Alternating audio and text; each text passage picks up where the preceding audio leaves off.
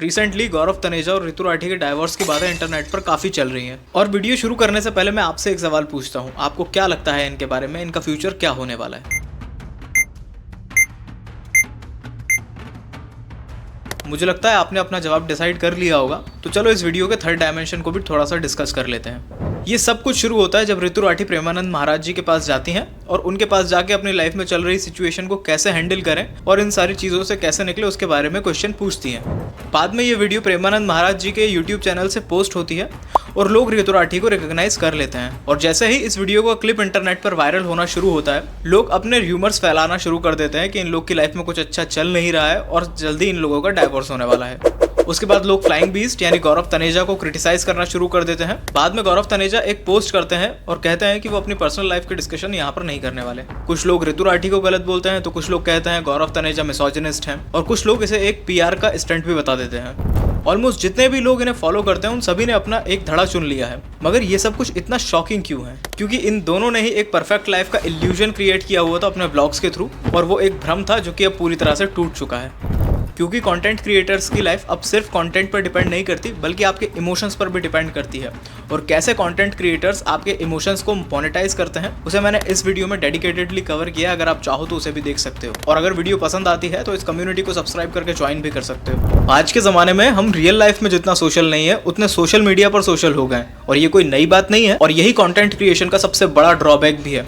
अगर आप अपनी पर्सनल लाइफ को कंटेंट क्रिएशन के थ्रू एक्सपोज करते हो तो ऑडियंस आपकी पर्सनल लाइफ में ऑटोमेटिकली घुस जाती है और आपकी छोटी बड़ी चीज़ों में आपको क्रिटिसिज्म और सपोर्ट फेस करने मिलता है। और डेली व्लॉग्स टाइप की कैटेगरी में तो ये बहुत ज़्यादा होता है, क्योंकि वहाँ पर आप क्या ही नया दिखा दोगे अपनी लाइफ के सिवा। और जब से ये डाइवोर्स वाला ड्रामा चल रहा है, मैं इसे ड्रामा ही कहूँगा, क्योंकि हमारे घर वालों ने बताया है प्यार और लड़ाई ये सब कुछ घर के अंदर कमरे में होना चाहिए, ना कि लोगों के सामने। क्योंकि जब ये पब्लिकली अनाउंस हो जाता है तो आपका इस पे से कंट्रोल छूट जाता है। और मुझे लगता है हर समझदार इंसान इस चीज़ को बहुत ज़्यादा भी करेगा। अब क्योंकि ये इन्फ्लुएंसर हैं और फेमस हैं, तो इनकी लाइफ कितना ज्यादा आम आदमी की लाइफ पे इंपैक्ट क्रिएट करती है उसका एक छोटा सा एग्जांपल मैं आपको बताता हूँ।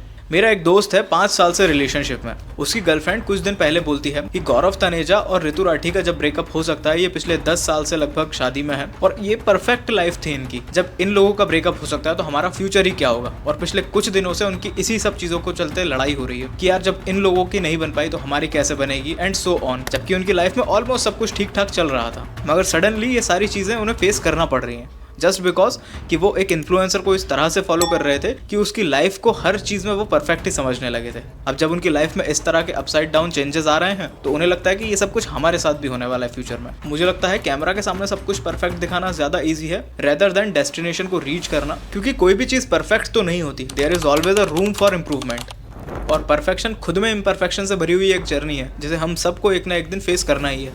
देखो, फ्लाइंग बीस्ट और ऋतु राठी ये दोनों खुद में ही कैपेबल हैं इन सारे मैटर्स को हैंडल करने के लिए। और पर्सनली मुझे लगता है इसमें जितना कम घुसा जाए उतना ज़्यादा बेटर है इनके लिए भी और ऑडियंस के लिए भी। क्योंकि भारत में आज की डेट में लगभग हर दूसरे कपल के बीच कुछ ना कुछ प्रॉब्लम चल रही है, फिर चाहे वो शादीशुदा हो या फिर वो किसी रिलेशनशिप में। ब्रेकअप्स और डाइवोर्स ऑल टाइम हाई पर है। फर्क सिर्फ इतना है कि ये लोग इन्फ्लुएंसर हैं और इनकी रीच बहुत ज़्यादा है, इसीलिए इनकी बातें घर घर तक पहुँच जाती हैं। मगर यही चीज़ इन्हें कमर्शियलाइजेशन भी देती है, क्योंकि असल बात यह है रिलेशनशिप चलाना और सोशल मीडिया पर दिखाना कि एवरीथिंग इज परफेक्ट, ये दोनों ही बहुत अलग चीज है। सोशल मीडिया आज की डेट में सिर्फ सोशल मीडिया नहीं रह गया है, ये पूरा एक प्योर बिजनेस बन चुका है। क्योंकि आप खुद सोच के देखो, जब आप किसी इन्फ्लुएंसर की रील देखते हो, आप 2 सेकंड लगाते हो और उसे शेयर कर देते हो अपने यार दोस्तों के साथ और सोचते हो कि वो आपकी पर्सनल लाइफ से रिलेट कर गया। उस 10-50 सेकंड की रील को बनाने के लिए कितना ज्यादा दिमाग लगाया गया है, कितनी मेहनत की गई है, ये सब आपको पता ही नहीं है। क्योंकि जब कंटेंट प्रोड्यूस करना होता है और कंटेंट अपलोड करना होता है, इन दोनों के बीच बहुत बड़ा अंतर होता है। फॉर एग्जांपल, ये वीडियो आपके सामने 3-4 मिनट की आने वाली है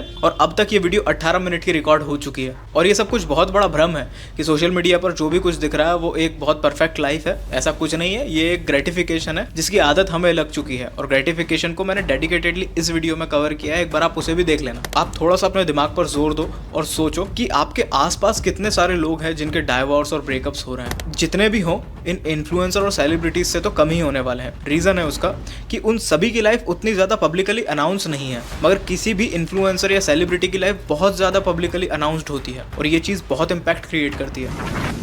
मुझे पर्सनली लगता है किसी भी आम आदमी को अपनी पर्सनल लाइफ इंटरनेट पर नहीं रिवील करनी चाहिए जब तक या तो उसके साथ कोई हरासमेंट ना हो रहा हो या फिर उसे कोई ऐसी नीड ना आ पड़ी हो कि उसमें पब्लिक सपोर्ट चाहिए ही चाहिए, वरना हर तरफ से आपको लोगों का रिएक्शन फेस करने को ही मिलेगा, फिर चाहे वो अच्छा रिएक्शन हो या बुरा रिएक्शन, और लॉन्ग टर्म में ही आपको या आपकी फैमिली को इसका भुगतान भुगतना पड़ सकता है। ये था मेरा पर्सनल ऑब्जर्वेशन कि कैसे इन्फ्लुएंसर्स की लाइफ आपकी और हमारी लाइफ पर डायरेक्टली इम्पैक्ट क्रिएट कर रही है।